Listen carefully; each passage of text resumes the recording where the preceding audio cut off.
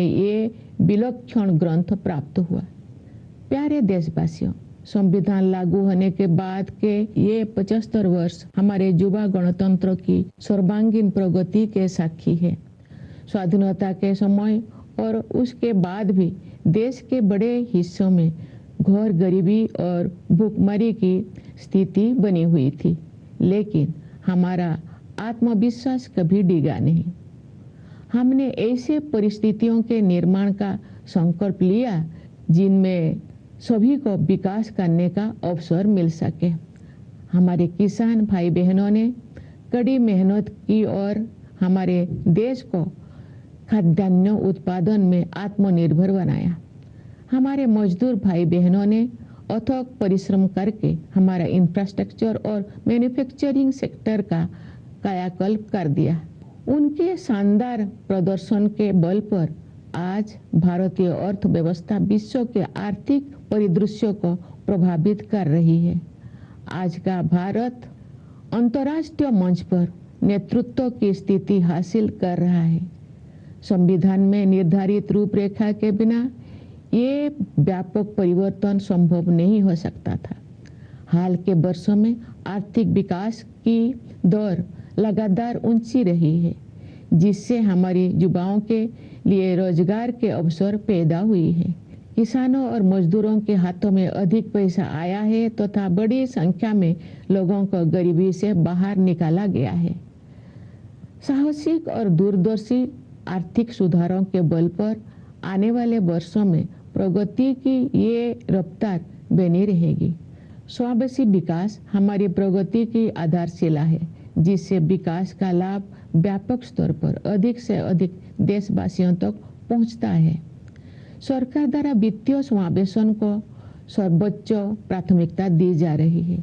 इसलिए प्रधानमंत्री जन धन योजना, प्रधानमंत्री जीवन ज्योति बीमा योजना, प्रधानमंत्री सुरक्षा बीमा योजना, मुद्रा योजना, स्टैंड अप इंडिया और अटल पेंशन योजना जैसी वित्तीय समर्थन योजनाओं का विस्तार किया गया है, ताकि अधिक से अधिक लोगों तक विभिन्न प्रकार की वित्तीय सहायता पहुंचाए जा सके। ये भी एक बहुत महत्वपूर्ण बदलाव है कि सरकार ने जन कल्याण को नई परिभाषा दी है, जिसके अनुसार आवास और पेयजल जैसी बुनियादी जरूरतों को अधिकार माना गया है। वंचित वर्गों के लिए, विशेष रूप से अनुसूचित जातियों, अनुसूचित जनजातियों तथा अन्य पिछड़े वर्गों की सहायता के लिए सभी प्रयास किए जा रहे हैं। अनुसूचित जातियों के युवाओं के लिए प्री मैट्रिक और पोस्ट मैट्रिक छात्रवृत्तियां, राष्ट्रीय फेलोशिप, विदेशी छात्रवृत्तियां, छात्रावास और कोचिंग सुविधाएं दी जा रही है। प्रधानमंत्री अनुसूचित जाति अभ्युदय योजना द्वारा रोजगार और आमदनी के अवसर उत्पन्न करके अनुसूचित जातियों के लोगों की गरीबी को तेजी से कम किया जा रहा है। अनुसूचित जनजाति समुदायों के सामाजिक एवं आर्थिक विकास के लिए विशेष योजनाएं बनाई गई है, जिनमें धरती आबा जनजातीय ग्राम उत्कर्ष अभियान और प्रधानमंत्री जनजातीय आदिवासी न्याय महाअभियान PM जनमन शामिल है। विमुक्त घुमंतु और अर्ध घुमंतु समुदाय के लिए विकास एवं कल्याण बोर्ड का गठन किया गया है। पिछले एक दशक में सड़कों और रेल मार्ग, बंदरगाह और लॉजिस्टिक हब्स सहित फिजिकल इंफ्रास्ट्रक्चर के विकास पर बल दिया गया है। इससे एक ऐसा मजबूत आधार विकसित हो गया है जो आने वाले दशकों में विकास को संबल प्रदान करेगा। सरकार ने वित्त के क्षेत्र में जिस तरह से प्रौद्योगिकी का उपयोग किया है, वो एक मिसाल है।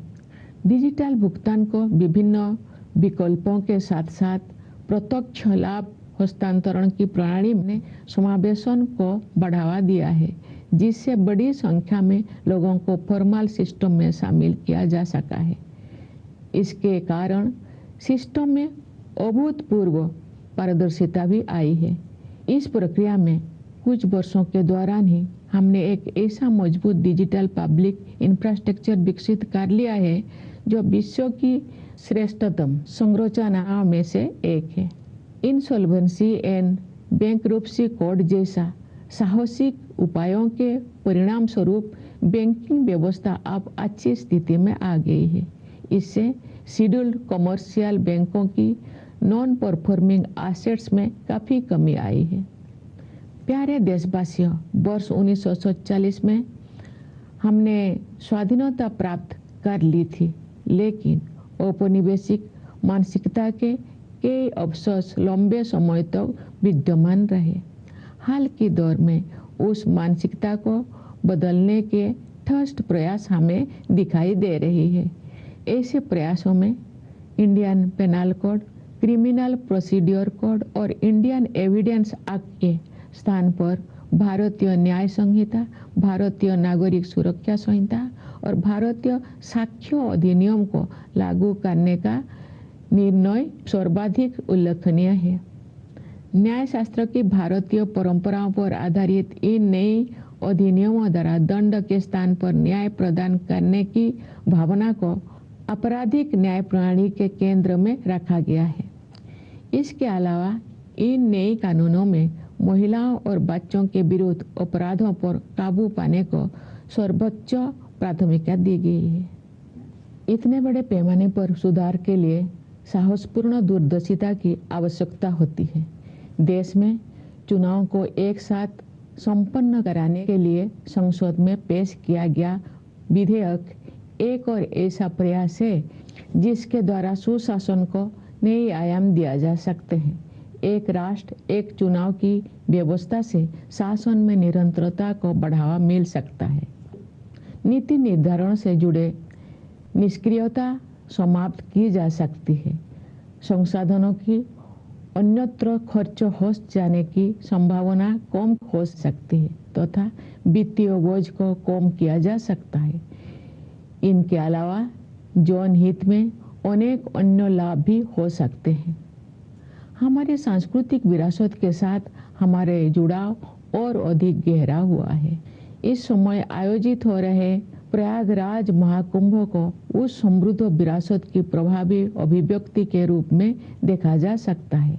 हमारी परंपराओं और रीति रिवाजों को संरक्षित करने तथा उनमें नई ऊर्जा का संचार करने के लिए संस्कृति के क्षेत्र में अनेक उत्साहजनक प्रयास किए जा रहे हैं। भारत भूमि महान भाषाई विविधता से समृद्ध है। इस समृद्धि को संरक्षित करने तथा इस परंपरा को आगे बढ़ाने के लिए सरकार ने असमिया, बंगला, मराठी, पाली और प्राकृत को शास्त्रीय भाषाओं के रूप में मान्यता प्रदान की है। तमिल, संस्कृत, तेलुगु, कन्नड़, मलयालम और ओडिया भाषाएं पहले से ही इन श्रेणी में शामिल है। सरकार अब इन 11 शास्त्रीय भाषाओं में शोध कार्यों को सक्रिय रूप से बढ़ावा दे रही है। मुझे प्रसन्नता है कि गुजरात के वडनगर में भारत के प्रथम आर्कोलॉजिकल एक्सपीरियंशियल म्यूजियम का कार्य पूरा होने वाला है। ये म्यूजियम एक आर्कोलॉजिकल साइट से जुड़ा हुआ है। इस स्थल पर मनुष्यों की बस्ती होने के लगभग 800 वर्ष ईसा पूर्व के साक्ष्य मिलते हैं। इस संग्रहालय में विभिन्न युगों की अलग अलग प्रकार की कला, शिल्प और सांस्कृतिक सामग्री को प्रदर्शित किया जाएगा। प्यारे देशवासियों, आज की हमारी युवा पीढ़ी काल के भारत का निर्माण करेगी। हमारी युवा पीढ़ी की प्रतिभा शिक्षा के द्वारा ही निखरती है। इसलिए सरकार ने शिक्षा के क्षेत्र में निवेश को बढ़ाया है तथा शिक्षा से संबंधित प्रत्येक मानक में सुधार के लिए समग्र प्रयास किए हैं। अब तक के परिणाम उत्साहवर्धक रहे हैं। पिछले दशक में शिक्षा की गुणवत्ता, भौतिक अवसंरचना तथा डिजिटल समावेशन के आयामों में व्यापक बदलाव आया है। शिक्षा के विभिन्न स्तरों पर शिक्षण माध्यम के रूप में क्षेत्रीय भाषाओं को बढ़ावा दिया जा रहा है। विद्यार्थियों के प्रदर्शन में आशा के अनुरूप उल्लेखनीय सुधार हुआ है। मुझे ये जानकर खुशी हुई है कि महिला शिक्षकों ने इस परिवर्तन में महत्वपूर्ण भूमिका निभाई है। पिछले दशक के दौरान नियुक्त शिक्षकों में महिलाओं की भागीदारी 60% से अधिक है। व्यावसायिक शिक्षा और कौशल विकास का विस्तार तथा इन्हें मुख्य धारा में शामिल किया जाना स्वागत योग्य उपलब्धि है। इस प्रक्रिया को आगे बढ़ाते हुए आप हमारे युवाओं को योजनाबद्ध तरीके से कॉरपोरेट सेक्टर में इंटर्नशिप के अवसर प्रदान किए जा रहा है। स्कूल स्तर की शिक्षा का आधार मजबूत बनाने के साथ साथ हमारे देश में विद्यार्जन की विभिन्न शाखाओं, विशेष रूप से विज्ञान और प्रौद्योगिकी के क्षेत्रों में नई ऊंचाइयां हासिल की जा रही है। इंटेलेक्चुअल प्रॉपर्टी फाइलिंग की दृष्टि से भारत का विश्व में छोटा स्थान है। ग्लोबल इनोवेशन इंडेक्स में भारत की रैंकिंग लगातार बेहतर हुई है। वर्ष 2020 में भारत 48वें स्थान पर था। स्थिति में सुधार करते हुए वर्ष 2024 में भारत 39वें स्थान पर आ गया है। बढ़ते आत्मविश्वास के साथ हम अनेक प्रयासों के बल पर अत्याधुनिक अनुसंधान में अपने भागीदारी बढ़ा रहे हैं। नेशनल क्वांटम मिशन का उद्देश्य प्रौद्योगिकी के इस नए क्षेत्र में एक जीवंत और नवीन इकोसिस्टम को विकसित करना है। एक अन्य उल्लेखनीय शुरुआत national mission on interdisciplinary cyber physical system से संबंध है।